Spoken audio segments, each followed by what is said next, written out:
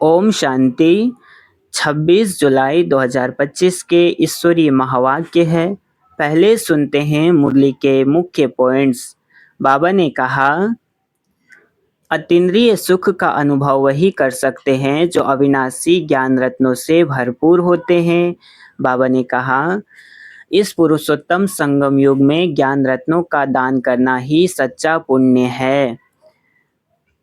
तुम ही सच्ची महालक्ष्मी हो जो आत्माओं की कामनाएं पूर्ण करती हो। बाबा ने कहा, बाप हमें त्रिकालदर्शी बना रहे हैं, पास्ट, प्रेजेंट और फ्यूचर का ज्ञान देकर। श्री लक्ष्मी नारायण तुम स्वयं ही बनते हो, यह कोई कल्पना नहीं है। लास्ट में बाबा ने कहा, बाप तुम्हें देही अभिमानी बनाकर कर्मातीत अवस्था तक पहुंचाने का पुरुषार्थ करवा रहे हैं। अब सुनते हैं मुरली को विस्तार से। ओम शांति। मुरली का सार। मीठे बच्चे, यह संगम युग विकर्म विनाश करने का युग है। इस युग में कोई भी विकर्म तुम्हें नहीं करना है, पावन जरूर बनना है। प्रश्न, अतीन्द्रिय सुख का अनुभव किन बच्चों को हो सकता है? उत्तर, जो अविनाशी ज्ञान रत्नों से भरपूर हैं उन्हें ही अतीन्द्रिय सुख का अनुभव हो सकता है। जो जितना ज्ञान को जीवन में धारण करते हैं उतना साहूकार बनते हैं। अगर ज्ञान रत्न धारण नहीं तो गरीब हैं। बाप तुम्हें पास्ट, प्रेजेंट, फ्यूचर का ज्ञान देकर त्रिकालदर्शी बना रहे हैं। गीत में है, ओम नमो शिवाय। Om Shanti. Past so present चल रहा है, फिर यह जो प्रेजेंट है वह पास्ट हो जाएगा। यह गायन करते हैं पास्ट का। अभी तुम पुरुषोत्तम संगम युग पर हो। पुरुषोत्तम अक्षर जरूर डालना चाहिए। तुम प्रेजेंट देख रहे हो, जो पास्ट का गायन है वह अब प्रैक्टिकल हो रहा है। इसमें कोई संशय नहीं लाना चाहिए। बच्चे जानते हैं संगम युग भी है, कलयुग का अंत भी है। बरोबर संगम युग 5000 वर्ष पहले पास्ट हो गया है, अब फिर प्रेजेंट है। अब बाप आए हैं, फ्यूचर भी वही होगा जो पास्ट हो गया। बाप राजयोग सिखला रहे हैं, फिर सतयुग में राज्य पाएंगे। अभी है संगम युग, यह बात तुम बच्चों के सिवाय कोई भी नहीं जानते। तुम प्रैक्टिकल में राजयोग सीख रहे हो, यह है अति सहज। जो भी छोटे अथवा बड़े बच्चे हैं सबको एक मुख्य बात जरूर समझानी है कि बाप को याद करो तो विकर्म विनाश होंगे। जबकि विकर्म विनाश होने का समय है तो ऐसा कौन होगा जो फिर विकर्म करेगा?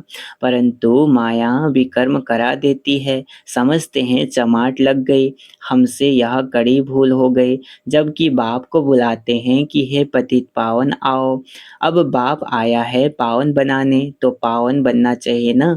ईश्वर का बनकर फिर पतित नहीं बनना चाहिए। सतयुग में सब पवित्र थे, यह भारत ही पावन था। गाते भी हैं वाइसलेस वर्ल्ड और विशेष वर्ल्ड। वह संपूर्ण निर्विकारी, हम विकारी हैं क्योंकि हम विकार में जाते हैं। विकार नाम ही विशेष का है। पतित ही बुलाते हैं आकर पावन बनाओ, क्रोध ही नहीं बुलाते। बाप भी फिर ड्रामा प्लान अनुसार आते हैं। जरा भी फर्क नहीं पड़ सकता। जो पास्ट हुआ है सो प्रेजेंट हो रहा है। पास्ट, प्रेजेंट, फ्यूचर को जानना उनको ही त्रिकालदर्शी कहा जाता है। यह याद रखना पड़े। यह बड़ी मेहनत की बातें हैं, घड़ी घड़ी भूल जाते हैं। नहीं तो तुम बच्चों को कितना अतीन्द्रिय सुख रहना चाहिए। तुम यहाँ अविनाशी ज्ञान धन से बहुत बहुत साहूकार बन रहे हो। जितनी जिसकी धारणा है वह बहुत साहूकार बन रहे हैं, परंतु नई दुनिया के लिए। तुम जानते हो हम जो कुछ करते हैं सो फार फ्यूचर, नई दुनिया के लिए।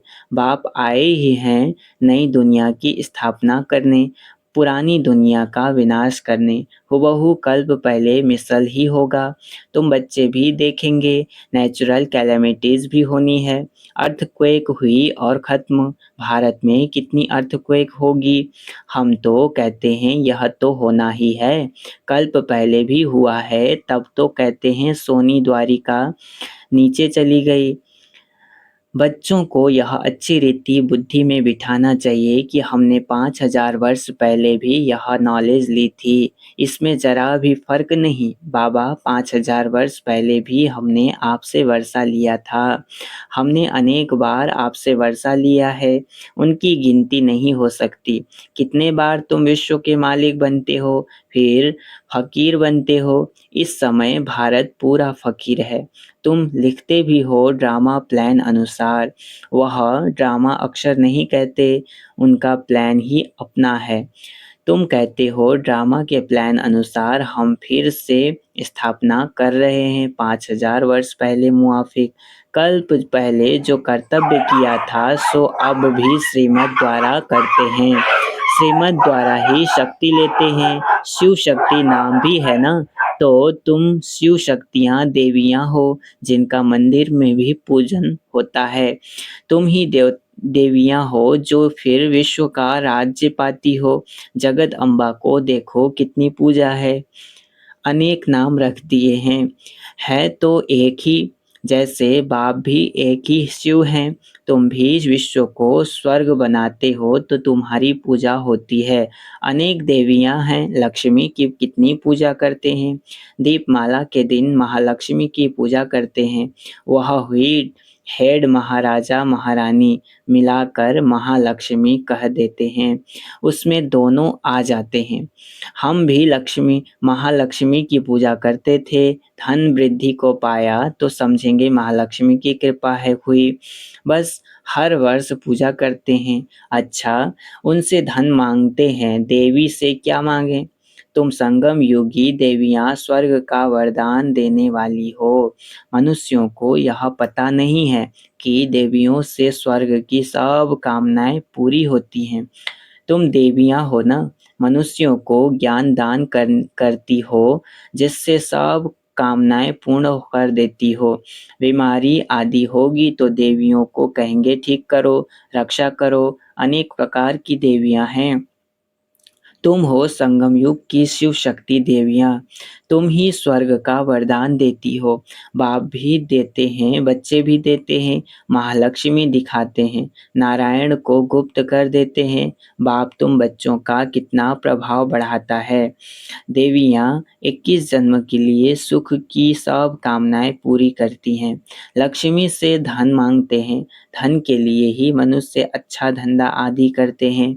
तुमको तो बाप आकर सारे विश्व का मालिक बनाते हैं, अथाह धन देते हैं। श्री कृष्ण श्री लक्ष्मी नारायण विश्व के मालिक थे, अभी कंगाल हैं। तुम बच्चे जानते हो राजाई की फिर कैसे धीरे धीरे उतरती कला होती है। पुनर्जन्म लेते लेते कला कम होते होते अभी देखो कैसी हालत आकर हुई है। यह भी नई बात नहीं, हर 5000 वर्ष बाद चक्र फिरता रहता है। अभी भारत कितना कंगाल है।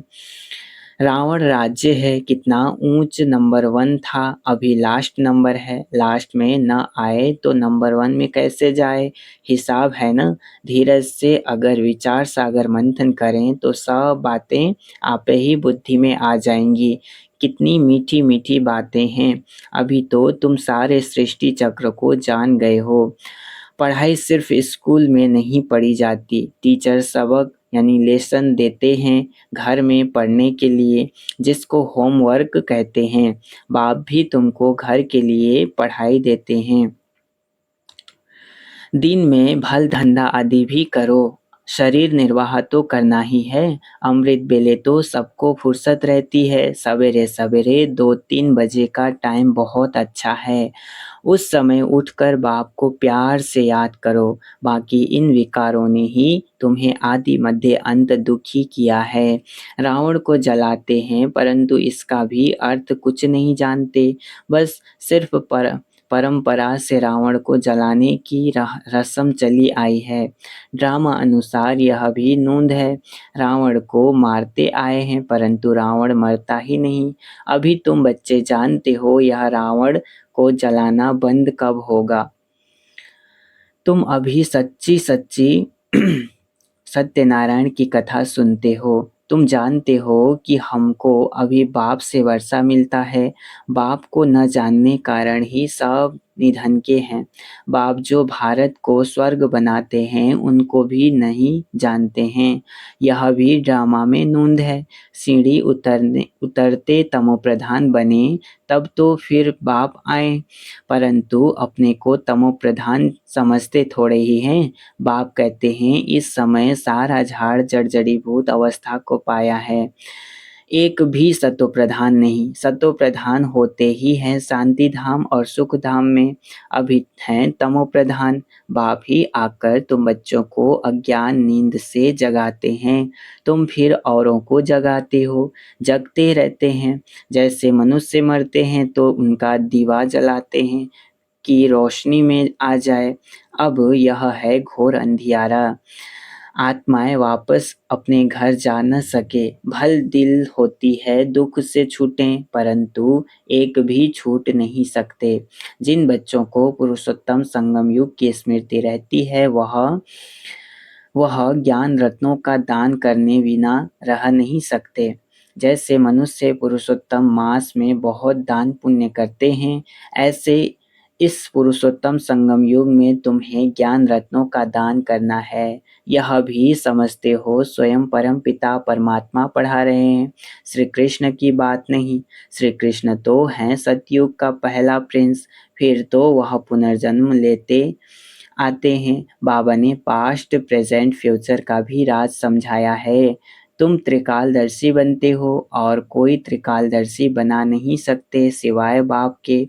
सृष्टि के आदि मध्य अंत का ज्ञान बाप को ही है, उनको ही ज्ञान का सागर कहा जाता है। ऊंचते ऊंच भगवान ही गाया है, वही रचता है। हेवनली गॉड फादर अक्षर बड़ा क्लियर है, हेवन स्थापना करने वाला। शिव जयंती भी मनाते हैं, परंतु वह कब आए क्या किया यह कुछ भी नहीं जानते। जयंती के अर्थ का ही पता नहीं तो फिर मनाकर क्या करेंगे। यह भी ड्रामा में सब है। इस समय ही तुम बच्चे ड्रामा के आदि मध्य अंत को जानते हो, फिर कब नहीं। फिर जब बाबा आएगा तभी जानेंगे। अभी तुमको स्मृति आई है यह 84 का चक्र कैसे फिरता है। भक्ति मार्ग में क्या है, उनसे तो कुछ भी मिलता नहीं।